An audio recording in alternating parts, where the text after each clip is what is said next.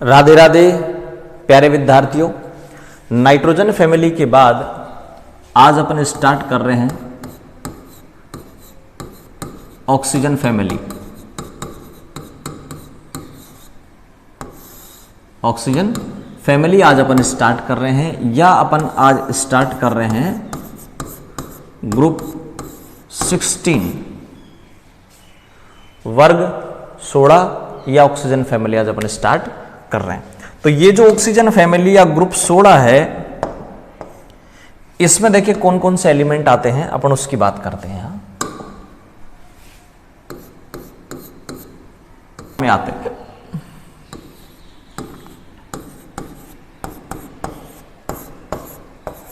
ये आते हैं भाई, ये आपके पास है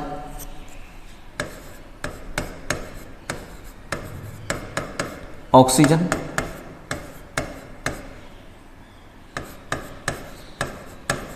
सल्फर, सेलेनियम, टेलुरियम और पोलोनियम। ये आपके पास है, ऑक्सीजन है, सल्फर है, सेलेनियम है, टेलुरियम है, पोलोनियम है, ये आपके पास है भाई। ठीक है, अब इनमें एक चीज आपको मैं यही बता दूं कि ये दोनों के दोनों ऑक्सीजन और सल्फर, ये दोनों के दोनों आपके पास हैं अधातु। ये नॉन मेटल है, ये उपधातु हैं। उपधातु का मीन्स ये मेटलोइड है, और ये आपके पास है धातु या मेटल। तो ऑक्सीजन और सल्फर नॉन मेटल है, सेलेनियम और टेलुरियम मेटलोइड है, और पोलोनियम मेटल है। इसका मीन्स अगर आप इस ग्रुप में अप टू डाउन जाओगे, ठीक है भाई, तो अप टू डाउन जाने पर आप ये देखें कि जो मेटालिक कैरेक्टर है वो इंक्रीज होता जा रहा है भाई। धात्विक गुण एक वर्ग में ऊपर से नीचे जाने पर बढ़ता जा रहा है। मेटालिक कैरेक्टर या धात्विक गुण एक वर्ग में ऊपर से नीचे जाने पर बढ़ता जा रहा है। तो मैंने आपको यहां पर ऑक्सीजन फैमिली की फर्स्ट प्रॉपर्टीज आपको बता दी। मैं आगे बताता यहीं बता देता हूं। तो मैंने आपको फर्स्ट प्रॉपर्टीज बता दी भाई, कौन सी?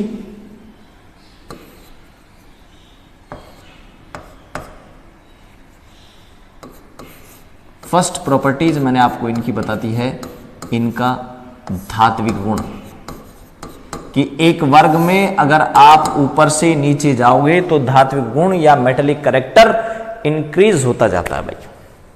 क्लियर बात पहला। अब बात करते हैं कि ये जो ऑक्सीजन फैमिली है, इस ऑक्सीजन फैमिली के प्राप्ति की बात करें, उपस्थिति की बात करें, ऑक्यूरेंस की बात करें,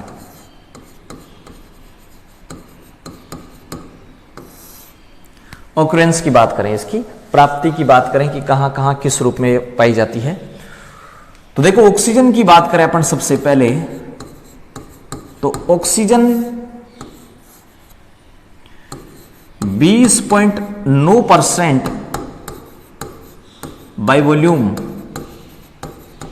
आयतन के हिसाब से 20.9% पाई जाती है एटमॉस्फेयर में। वायुमंडल में ऑक्सीजन कितनी पाई जाती है? 20.9%। और 46.6% पाई जाती है ये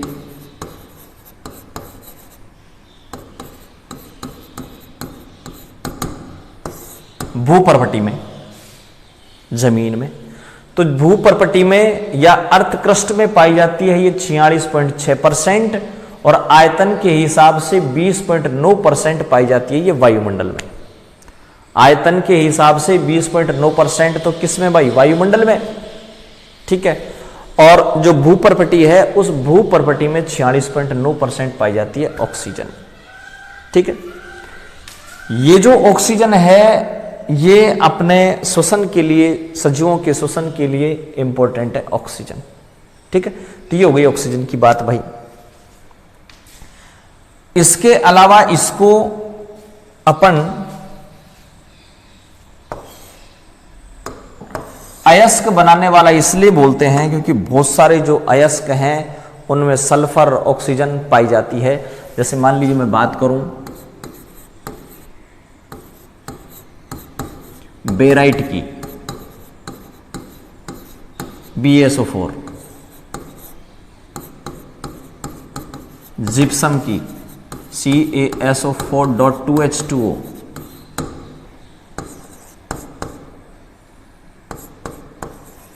कॉपर पाइराइट की बात करूं CuFeS2, गैलेना की बात करूं PbS। ठीक है, तो ये देखिए इनमें या तो सल्फर है या ऑक्सीजन है।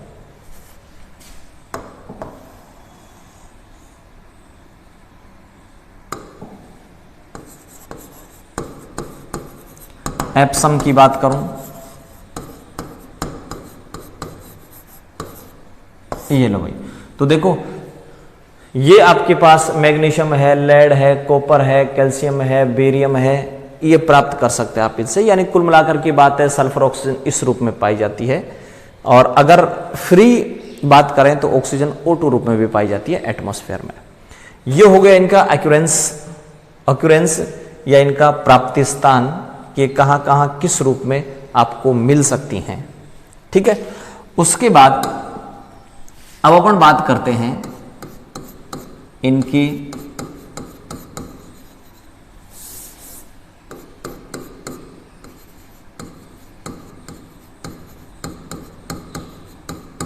इलेक्ट्रॉनिक विन्यास की, इलेक्ट्रॉनिक कॉन्फ़िगरेशन की।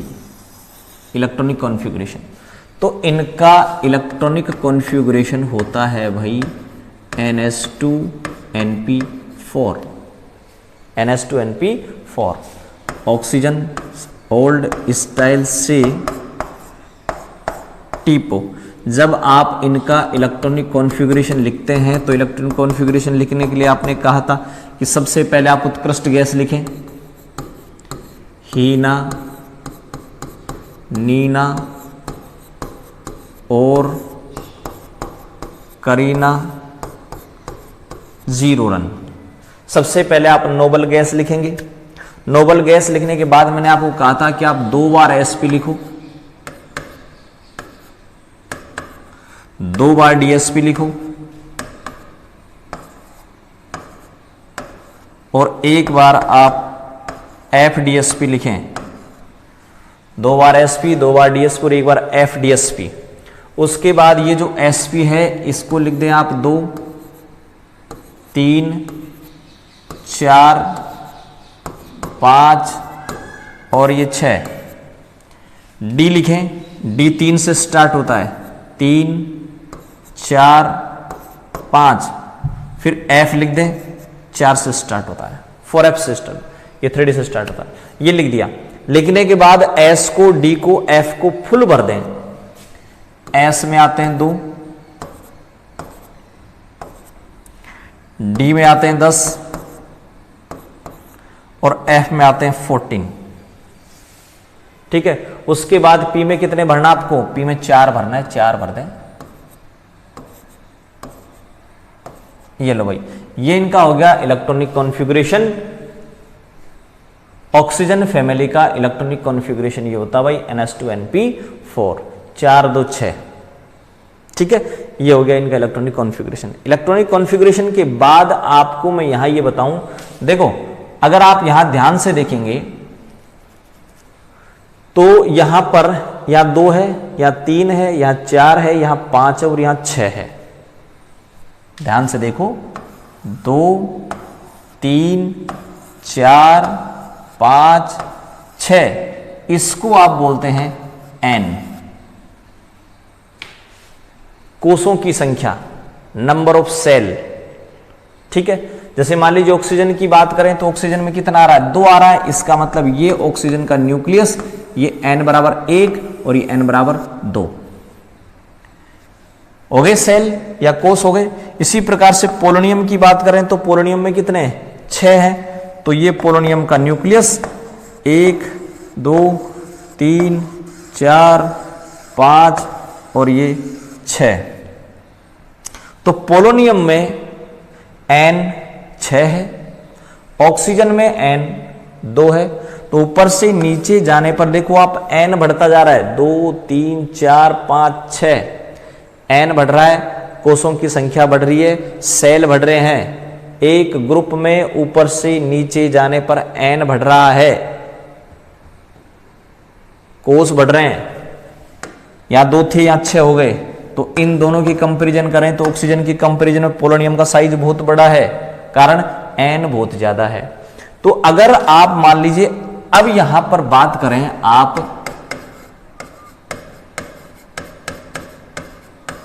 परमाणुीय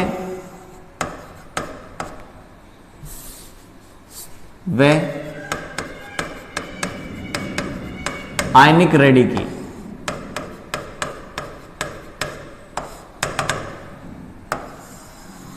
किसकी बात कर रहे हैं, एटॉमिक या आयनिक रेडी की, एटॉमिक या आयनिक रेडी। तो देखिए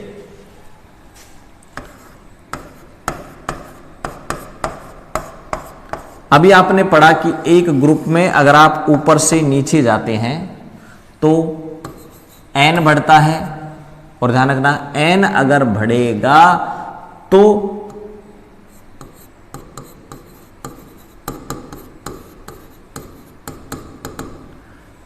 परमाणुीय त्रिज्या या एटॉमिक रेडी भी इंक्रीज होगी।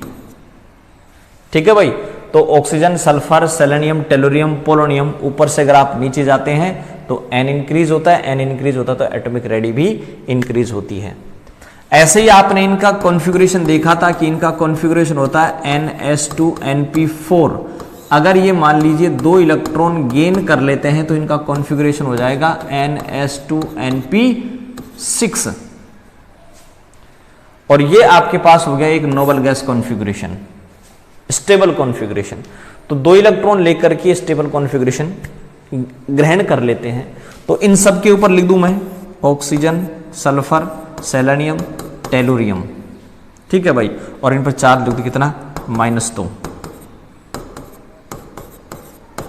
ये लो भाई, ठीक है। अब वही बात है, ऊपर से नीचे जाओगे तो चाहे एटॉमिक रेडी हो चाहे आयनिक रेडी हो बढ़ेगी। तो सबसे ज्यादा किसकी होगी, PO-2 की। तो ये तो हो गया किसका क्रम भाई, ये वाला। तो ये तो गया आयनिक त्रिज्या का क्रम।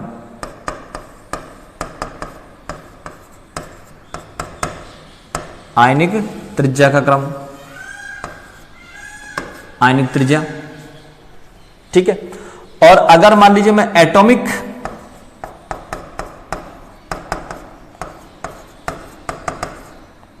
रेडी की बात करूं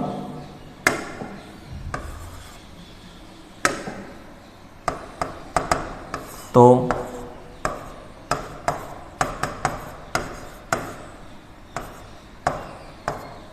ये लो भाई, तो एक ग्रुप में ऊपर से नीचे जाने पर n बढ़ता है, n बढ़ेगा तो एटॉमिक रेडी और आयनिक रेडी दोनों इंक्रीज होंगी।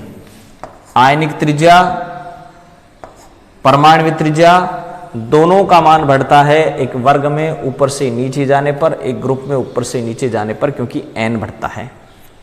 क्लियर बात। इसके बाद अपन बात करते हैं, फिजिकल प्रॉपर्टीज चल रही हैं अपनी। ठीक है, फिजिकल प्रॉपर्टीज में अपन ने पहली प्रॉपर्टीज पढ़ ली परमाणु त्रिज्या, दूसरी अपन पढ़ रहे हैं घनत्व। घनत्व पढ़ रहे हैं भाई, डेंसिटी। और आपको पता है कि D बराबर होता है m/v।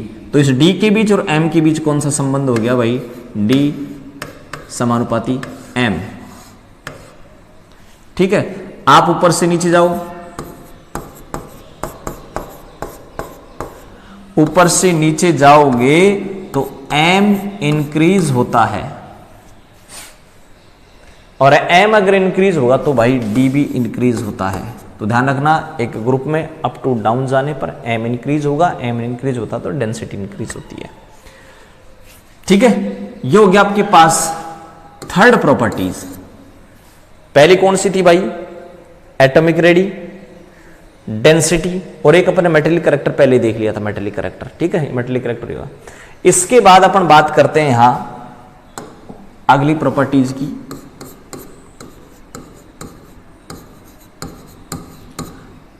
एलोट्रोपी। एलोट्रोपी या अपर रूपता। तो देखिए इनकी बात करें अपन, ध्यान देना, पोलोनियम एक रेडियो एक्टिव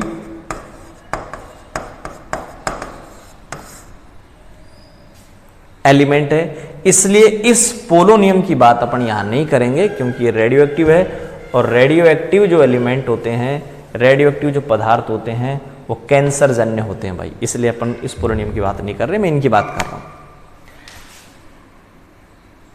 ये जो सल्फर है, इस सल्फर के 5 एलोट्रोप्स होते हैं।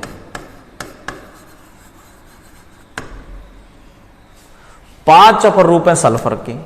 इसके अलावा ऑक्सीजन के 2, सेलेनियम के 2, टेल्यूरियम के 2, यानी कुल मिलाकर की बात यह है कि ऑक्सीजन फैमिली के सारे एलिमेंट अपर रूपता प्रदर्शित करते हैं, एलोट्रोपी शो करते हैं। ठीक है भाई, तो ऑक्सीजन परिवार के सारे एलिमेंट एलोट्रोपी या अपर रूपता शो करते हैं। अपर रूपता होती है, जैसे आपने पढ़े थे कि कार्बन की जो एलोट्रोप्स होते हैं, अपर रूप होते हैं, वो हीरा है, ग्रेफाइट है, फुलरिन है। ठीक है, ऐसे ही ये सब भी अपर रूप है इन सब के भी। जैसे ऑक्सीजन है, ऑक्सीजन का हो गया O2 हो गया, O3 हो गया। ठीक है भाई, तो ये जो ऑक्सीजन है, सेलेनियम है, टेलुरियम है, इनके 2-2 एलोट्रोप्स होते हैं और सल्फर के 5 एलोट्रोप्स होते हैं। ये हो गया आपके पास एलोट्रोपी। इसके बाद मैं बात करता हूं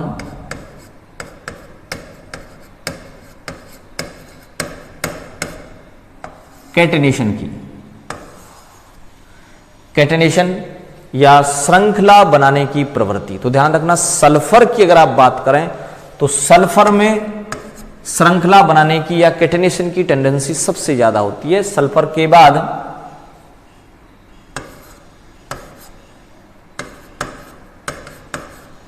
ये लो भाई, तो श्रृंखला बनाने की सबसे ज्यादा जो टेंडेंसी है वो सल्फर में होती है। सल्फर इस प्रकार से लगातार जुड़ता ही जाता है। इस प्रकार से देखो, जैसे अगर मैं इसकी बात करूं,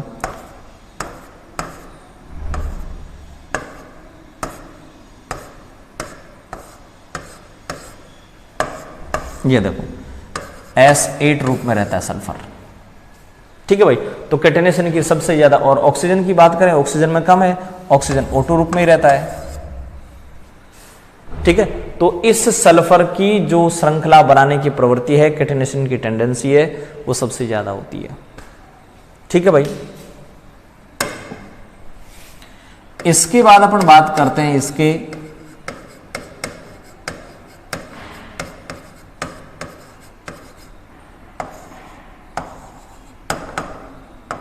आयोनाइजेशन पोटेंशियल की। आयोनाइजेशन पोटेंशियल की। आयोनाइजेशन पोटेंशियल होता क्या है भाई? आयोनाइजेशन पोटेंशियल आयनन विभव होता है, ये इलेक्ट्रॉन है, इस इलेक्ट्रॉन को बाहर निकालोगे तो बाहर निकालने के लिए ऊर्जा चाहिए, एनर्जी चाहिए, और इसी एनर्जी को आप आयोनाइजेशन पोटेंशियल आईपी बोलते हैं भाई। आयोनाइजेशन पोटेंशियल आईपी बोला जाता है। तो आईपी या आयोनाइजेशन पोटेंशियल होता क्या है, आयनन विभव होता क्या है? बाहर का जो इलेक्ट्रॉन है उसको निकालने के लिए आवश्यक एनर्जी। तो सबसे बाह्यतम का जो ये जो इलेक्ट्रॉन है, इस इलेक्ट्रॉन को निकालने के लिए आवश्यक ऊर्जा, आवश्यक एनर्जी ही क्या कहलाती है? आयोनाइजेशन पोटेंशियल या आयनन विभव कहलाती है। ठीक है, अब यहां पर अपन क्या करते हैं कि मैं बात करता हूं बोरोन। चलो पहले इसकी बात कर लें।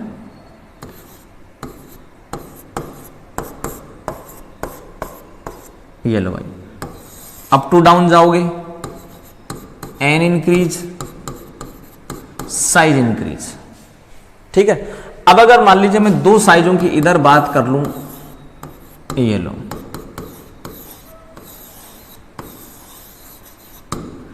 ये एटम ए है, ये एटम बी है, दो एटम है।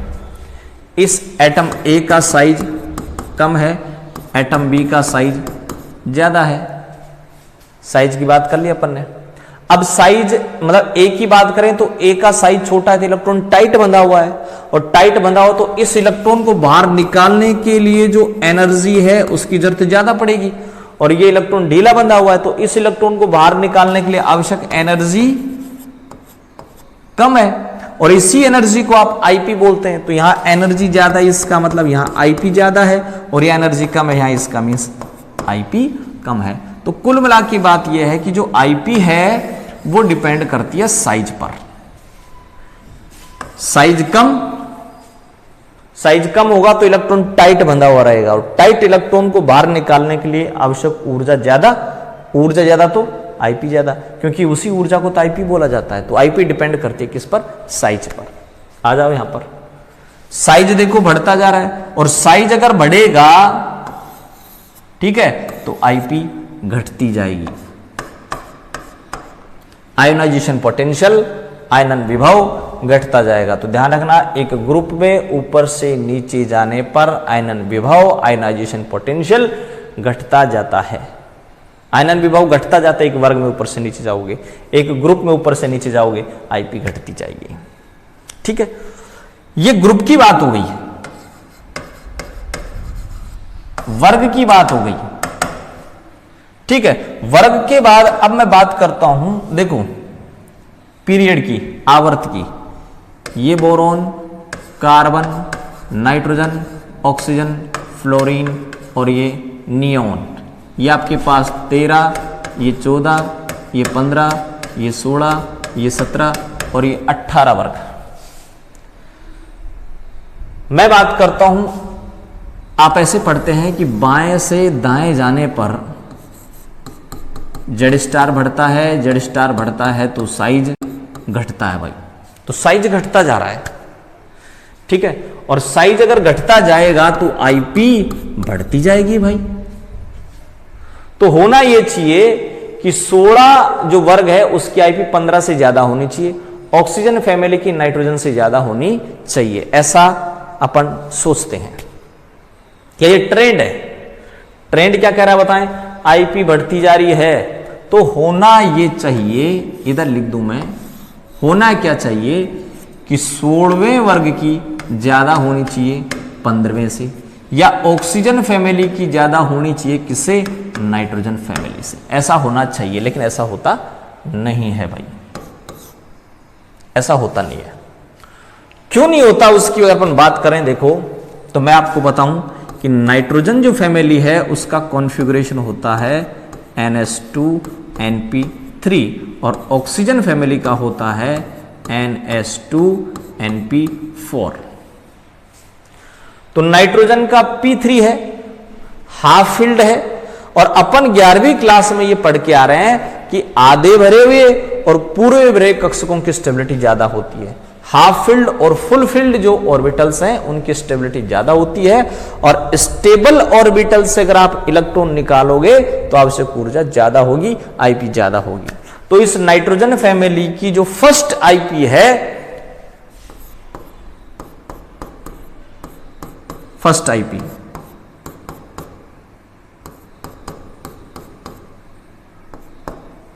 इसकी जो फर्स्ट आईपी है उसकी फर्स्ट आईपी ज्यादा होने का रीजन यही है कि नाइट्रोजन का हाफ फील्ड ऑर्बिटल होता है P3, आधा भरा हुआ है, अर्धपूर्ण पूरित है, और अर्धपूर्ण पूरित जो ऑर्बिटल है उनकी स्टेबिलिटी ज्यादा होती है।